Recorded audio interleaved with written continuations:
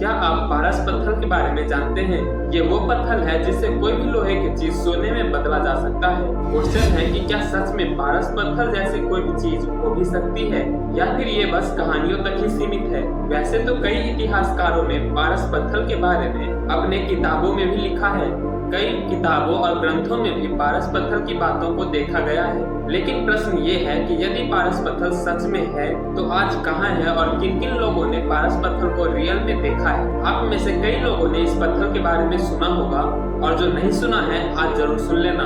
नमस्कार दोस्तों, मैं रविप्रीत और आज इस वीडियो में मैं बताने वाला पारस पत्थर की कुछ ऐसी जानकारी जिसे बहुत ही कम लोग ही जानते हैं। तो चलिए चलते हैं सीधा वीडियो में। फिजिकली बात की जाए तो पारस पत्थर दिखने में एक साधारण पत्थर जैसा ही होता है, लेकिन ये एक ऐसा चमत्कारी पत्थर है जिससे किसी भी लोहे की चीजों को सोने यानी गोल्ड में बदला जा सकता है। जिसके हाथ ये पत्थर लग जाए वो दुनिया का सबसे अमीर इंसान बन सकता है। भारत के कई ग्रंथों में पारस पत्थर की बातें देखने को मिल जाती है। कहा जाता है कि एक बार बहुत पहले एक गरीब ब्राह्मण हुआ करता था और उसने अपनी गरीबी को दूर करने के लिए भगवान शिव की घोर तपस्या की। भगवान शिव ब्राह्मण की तपस्या से प्रसन्न होकर ब्राह्मण से कहा कि वो वृंदावन जाकर गोस्वामी से मिले। भगवान शिव के कहने पर ब्राह्मण देव जाकर गोस्वामी से मिले। तब गोस्वामी ने उन्हें एक ऐसे जगह के बारे में बताया जहाँ पर पारस पत्थर मौजूद था। ब्राह्मण ने उस जगह पर जाकर खुदाई की और उसे वह पारस पत्थर मिल गया। तब ब्राह्मण ने सोचा कि आखिर गोस्वामी ने अपने पास ये पारस पत्थर क्यों नहीं रखा, जरूर ही उनके पास इससे भी बड़ा कोई खजाना होगा। ब्राह्मण गोस्वामी के पास दोबारा गया और वहीं उन्होंने दीक्षा ली। उसके बाद ब्राह्मण को भागवत गीता रूपी खजाने का ज्ञान मिला, जिसके आगे दुनिया के सभी खजाने फीके हैं। तो ये थी कुछ धार्मिक ग्रंथों की बात। द टेरर ऑफ इंडिया एक ऐसी किताब है जिसमें पारस पत्थर के बारे में कई बातें लिखी गई है। एक बार मध्य प्रदेश के आंदू इलाके में एक इंसान मैदान का घास काटकर अपने परिवार का गुजारा किया करता था। एक बार घास काटने के दौरान उसका हाँसू किसी पत्थर से टकराया और उसका हाँसू सोने में बदल गया।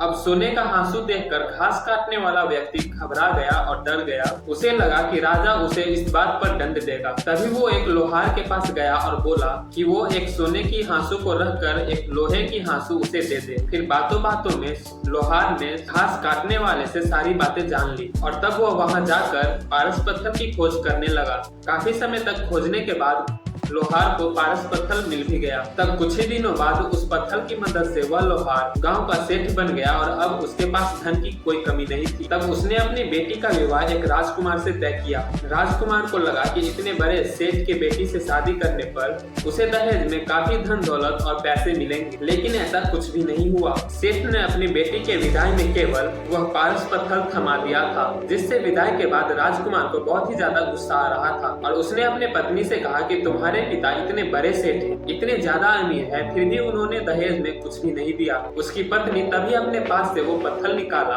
और राजकुमार को देते हुए कहा कि पिताजी ने ये दिया है। राजकुमार पत्थर को देखकर चिढ़ गया और गुस्से से पत्थर उठाया और पास में नर्मदा नदी मौजूद जिसमें उसने पत्थर को फेंक दिया। लेकिन जब बाद में सेठ से राजकुमार को उस पत्थर की अहमियत के बारे में पता चला तब वह बहुत पछताया। फिर उसने नदी में पत्थर की खोज करनी शुरू कर दी, लेकिन कई सालों तक कोशिश करने के बाद वह पत्थर राजकुमार के हाथ नहीं आया। कुछ लोगों का ऐसा मानना है कि आज भी वह पत्थर नर्मदा नदी में ही कहीं मौजूद है। अब जहांगीरनामा एक ऐसी पुस्तक है जिसे जहांगीर ने स्वयं लिखा है। उस पुस्तक में भी पारस पत्थर के बारे में लिखा गया है। जहांगीर ने अपने पुस्तक में लिखा है कि जब एक बार उसके पिता अकबर नर्मदा नदी के किनारे से गुजर रहे थे तभी उनकी सेना में एक विशालकाय हाथी था। उस हाथी के पैरों में मोटे मोटे लोहे की सांकल लगी हुई थी। कुछ देर बाद जब लोगों ने ध्यान दिया तो वो लोहे की सांकल सोने में बदल गई। पारस पत्थर के बारे में अकबर ने भी कई बातें कही है। उसने अपनी पूरी सेना की ताकत लगाकर पारस पत्थर की खोज करने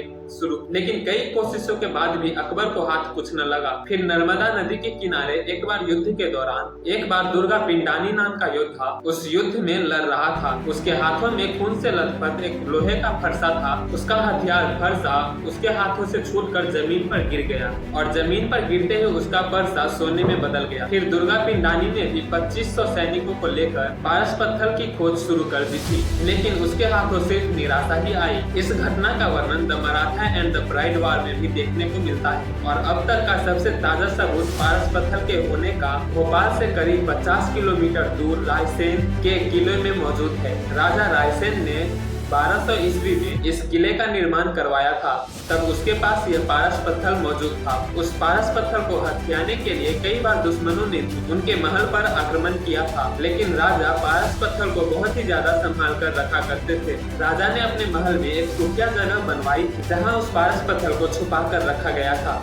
उस पत्थर के लिए रायसेन के किले पर लगभग 14 बारी आक्रमण हुआ और उसी में से किसी एक युद्ध के दौरान राजा रायसेन की मृत्यु के साथ पारस पत्थर का रहस्य भी दफन हो गया। उसके बाद वो पारस पत्थर किसी को भी हाथ नहीं लगा।